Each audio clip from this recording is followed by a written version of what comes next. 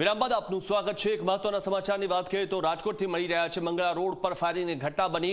મોડી રાત્રે કાર સહિત હવામાં ફાયરિંગ કરવામાં આવ્યું અને અજાણ્યા શખ્સો દ્વારા રાત્રે 3 વાગે ફાયરિંગ કરવામાં આવ્યું। આડેધડ ફાયરિંગ કરતા સ્થાનિકોમાં ડરનો માહોલ છે। એ ડિવિઝન પોલીસે તપાસ શરૂ કરી છે। તો આ જ બાબતે એ ડિવિઝન પોલીસ જે છે તે મીડિયા સામે આવ્યું છે અને કહી રહ્યા છે। એમાં સીસીટીવી ફૂટેજ જોયા બાદ જ એ બધું નક્કી થઈ શકશે। અહીંયા આજુબાજુના ફૂટેજ સીસીટીવી ફૂટેજ ચેક કર્યા બાદ જ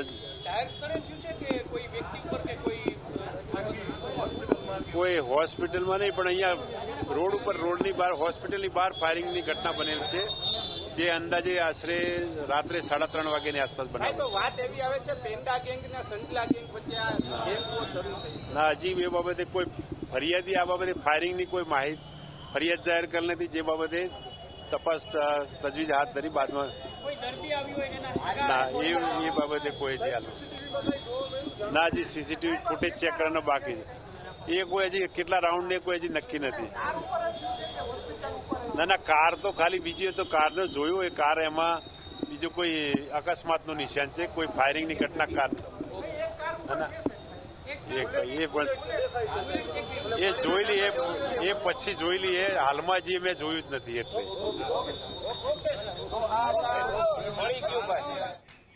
તો અજાણ્યા શખ્સો આવ્યા અને કારમાંથી ફાયરિંગ કર્યું। જૂની અદાવતમાં માથાકૂટ થઈ હોવાનું પ્રાથમિક તારણ સામે આવ્યું છે। ત્યારે જંગલેશ્વરના અમુક શખ્સો સાથે ચાલી રહી હતી માથાકૂટ અને રાજકોટમાં કાયદો વ્યવસ્થા થાળે ગઈ હોય તેવી સ્થિતિ જોવા મળી રહી છે। અજાણ્યા શખ્સો ફાયરિંગ કરીને ફરાર થઈ ગયા। આ દ્રશ્યોમાં પણ આપ જોઈ રહ્યા છો, મંગળા રોડ પર બની છે ફાયરિંગની ઘટના। ત્યારે આ રાજકોટમાં જે રીતે વારંવાર ફાયરિંગની ઘટનાઓ બનતી હોય છે, કાર અને હવામાં અજાણ્યા ઈસમોએ ફાયરિંગ કર્યું।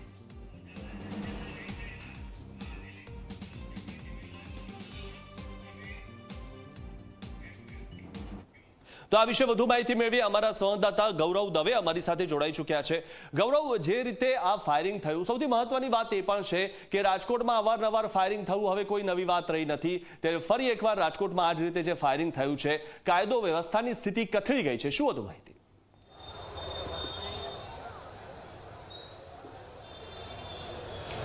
ચોક્કસ જ જે રીતના રાજકોટમાં કાયદો અને વ્યવસ્થાની સ્થિતિ છે તે કથળતી જોવા મળી રહી છે।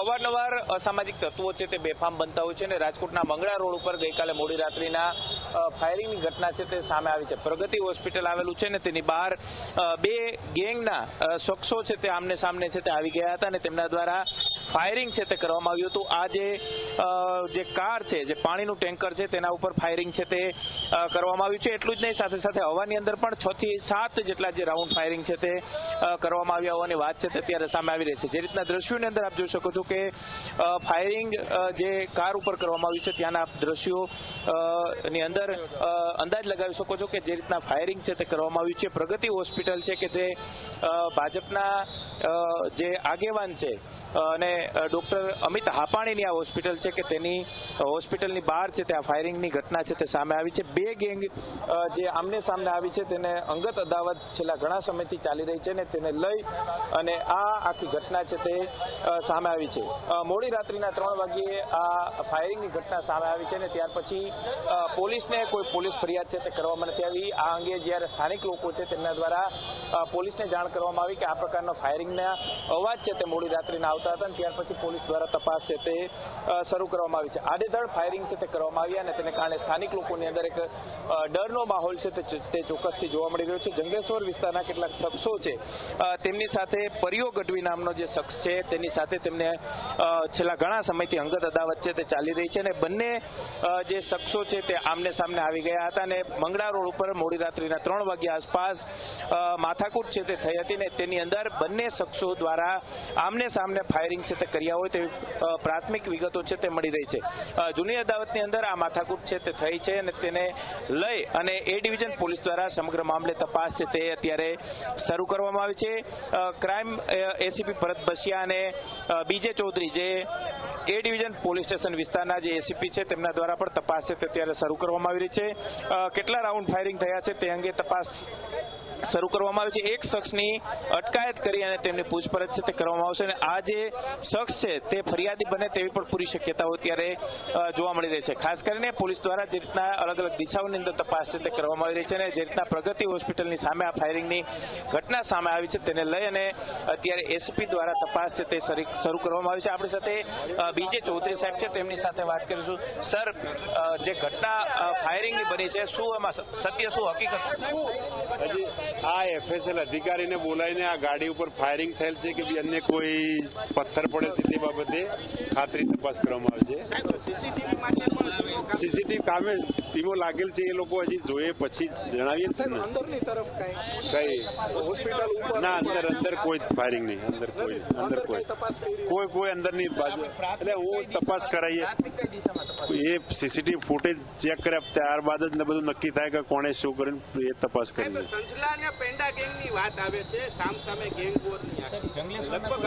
ના, હજી સીસીટીવી ફૂટેજ ચેક કર્યા બાદ ત્યારબાદ જ સાચી માહિતી બહાર આવી શકે.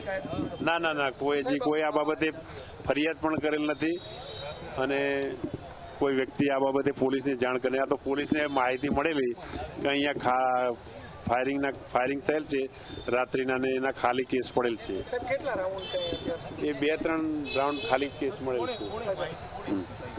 એ તો બાતમીદારો ને એની કોઈ પોલીસ દ્વારા અત્યારે તપાસ છે તે શરૂ કરવામાં આવી છે અને બીજે ચૌધરી સાહેબ છે કે તેમને જે રીતના માહિતી આપી તે મુજબ સ્થાનિક લોકો છે કે તેમને જાણ છે તે પોલીસને કરી હતી ને આ જ આધારે હવે પોલીસ દ્વારા તપાસ છે તે શરૂ કરવામાં આવે છે. આ વિસ્તારની અંદર જેટલા પણ મેડિકલ સ્ટોર આવેલા છે, દુકાનો આવેલી છે, સાથે જ હોસ્પિટલ આવેલા છે, તે હોસ્પિટલના સીસીટીવી ફૂટેજ છે તે પોલીસ દ્વારા કબજે છે તે કરવામાં આવી રહ્યા છે. આખો જે રૂટ છે, આ રૂટ ઉપર કઈ જગ્યાએ માથાકૂટ થઈ હતી તે દિશામાં પણ હવે પોલીસ દ્વારા તપાસ છે તે શરૂ કરવામાં આવે છે. પ્રગતિ હોસ્પિટલની બહાર આ માથાકૂટ છે તે થઈ હોવાની વાત છે તે ત્યારે સામે આવી રહી છે. અહીં જે કાર છે તેની અંદર પણ નુકસાન છે તે કરવામાં આવ્યું છે, તેના પણ આપણે દ્રશ્યો છે તે બતાવવાનો પ્રયાસ કરીશું કે આ જે કાર છે તે કારની અંદર પણ નુકસાન છે તે કરવામાં આવ્યું છે. અહીં આપણે દ્રશ્યો બતાવવાનો પ્રયાસ કરીશું કે અહીંયા જે વાહન ભટકાયું હોય તે પ્રકારનું નિશાન છે તે અત્યારે જોવા મળી રહ્યું છે. આ જ કારને કારણે અકસ્માત અને ત્યાર પછી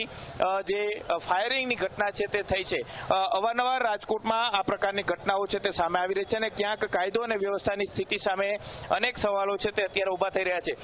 GJ01RL9011 નંબરની આ કાર છે તે કારમાં આવેલા જે શખ્સો હતા તેમની સાથે તેમને માથાકૂટ છે તે થઈ હતી. સંજલો ગઢવી નામનો જે વ્યક્તિ છે તેમના લઈ અને તપાસ છે તે પોલીસ દ્વારા શરૂ કરવામાં આવી છે. આ જે સમગ્ર ઘટના બની છે તે ઘટનાની અંદર જૂની અદાવતની અંદર આ ફાયરિંગ છે તે કરવામાં આવ્યું હોવાની પ્રાથમિક વિગત છે તે અત્યારે સામે આવી રહી છે. ફાયરિંગની ઘટના બની છે, આસપાસના જે લોકો છે તેમની અંદર એક ડરનો માહોલ છે તે ચોક્કસથી જોવા મળી રહ્યો છે. 6 થી 7 જેટલા રાઉન્ડ ફાયરિંગ કર્યા હોવાની વાત અત્યારે પ્રાથમિક રીતે સામે આવી રહી છે અને પોલીસની અલગ અલગ ટીમો, તેની અંદર ક્રાઇમ બ્રાન્ચ, એસઓજી સહિતની જે ટીમો છે કે તેઓ પણ પહોંચી ચૂકી છે અને આખો જે કેસ છે તે દિશામાં પણ તપાસ છે તે અત્યારે શરૂ કરવામાં આવી છે. પ્રગતિ હોસ્પિટલની બહાર ફાયરિંગની ઘટના છે તે સામે આવી છે અને તેને લઈ અને રાજકોટની અંદર હાહાકાર છે તે અત્યારે જોવા મળી રહ્યો છે. પોલીસ દ્વારા અલગ અલગ દિશાઓની અંદર તપાસ છે તે કરવામાં આવી રહી છે, પરંતુ રાત્રિના 3 વાગ્યે ધડાધડ ફાયરિંગ જે કરવામાં આવ્યું છે અને આ ફાયરિંગથી ક્યાંક સ્થાનિક લોકો છે તેની અંદર ડરનો માહોલ છે તે ચોક્કસથી જોવા મળી રહ્યો છે. રાજકોટ પોલીસની વાત કરવામાં આવે તો રાજકોટ પોલીસ દ્વારા જે રીતના 112 આવ્યા બાદ પેટ્રોલિંગ બંધ છે તે થઈ ચૂક્યું છે ને તેને કારણે ગુનેગારો છે તે બેફામ બન્યા હોય તે પ્રકારની પરિસ્થિતિ અત્યારે જોવા મળી રહી છે. કારણ કે અનેક વખત ઉચ્ચ અધિકારીઓ સુધી રજૂઆત છે તે કરવામાં આવી છે કે 112 આવ્યા બાદ જે રીતના પીસીઆર દ્વારા જે પેટ્રોલિંગ સતત કરવામાં આવતું હતું તે પેટ્રોલિંગ બંધ થઈ ગયું છે ને તેને કારણે ક્યાંક આ પ્રકારની પરિસ્થિતિનું નિર્માણ થયું છે. દરેક પોલીસ સ્ટેશન દીઠ ઉચ્ચ અધિકારીઓને રજૂઆત છે તે કરવામાં આવી છે, પરંતુ ક્યાંક 112ના જે નિયમો છે તેની અંદર પેટ્રોલિંગ આવતું નથી અને તેને કારણે આ પ્રકારની પરિસ્થિતિનું નિર્માણ છે તે રાજકોટ શહેરમાં થયું છે. દિવાળીના તહેવાર દરમિયાન પણ એક બાદ એક 5 દિવસમાં 6 જેટલા મર્ડરો થયા હતા અને ત્યાર પછી હવે ફાયરિંગની ઘટના સામે આવી છે. એટલે કે અંદાજ આપ લગાવી શકો છો કે રાજકોટની અંદર કાયદો અને વ્યવસ્થાની સ્થિતિ કેટલી હદે કથળી છે. હવે કઈ રીતના પોલીસ આ સ્થિતિ પર કાબુ મેળવે છે તે પણ જોવું સૌથી મહત્વનું રહેશે. જી આભાર ગૌરવ માહિતી આપવા બદલ. ત્યારે આપણે રાજકોટના જે દ્રશ્યો જોયા અને ગઈકાલે રાત્રે ફાયરિંગ થયું હતું. પોલીસ હવે આ બાબતે તપાસ કરશે કે કોણ આમાં સામેલ છે.